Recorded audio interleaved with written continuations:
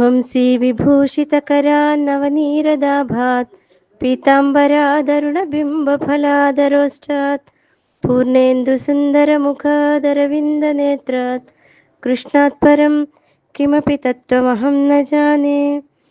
अनुद्वेगकरं वाक्यं सत्यं प्रियहितं च यत् స్వాధ్యాయాభ్యసనం చైవ వాంగ్మయం తప ఉచ్యతే. ఉద్వేగాన్ని కలిగించనిది, ప్రియమైనది, హితమును కలిగించినది, యథార్థము అయినటువంటి సంభాషణము, అలాగే వేద పఠనము, పరమేశ్వరుని నామ జప సాధన మొదలగునవన్నీ కూడా వాక్కునికి సంబంధించినటువంటి తపస్సులు, అంటే వాక్కుకి సంబంధించిన తపస్సులు. ఎవరి మనస్సునందు ఏమాత్రము ఉద్వేగము కలిగింపనిది, ఇంకా నింద, చాడీలు, దూషణాది దోషాలు లేనటువంటి మాటలను అనుద్వేగకరం అంటారట. చూచిన దానిని, వినిన దానిని, అనుభవించిన దానిని యథాతథంగా ఇతరులకు చెప్పే యథార్థ వచనాన్ని సత్యము అంటారు.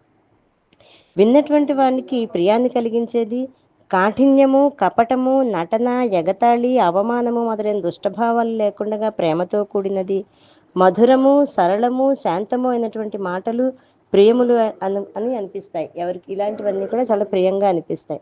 ఇంకా అందరికీ హితాన్ని కలిగించినది, హింసాద్వేషాలు, అసూయ, ద్వేషము, వైరము మొదలగునవి లేనిది, ప్రేమ, దయ, హితము, ఇటువంటి హిత భాష, మంచి మంచి వచనాలను హితము అంటారు.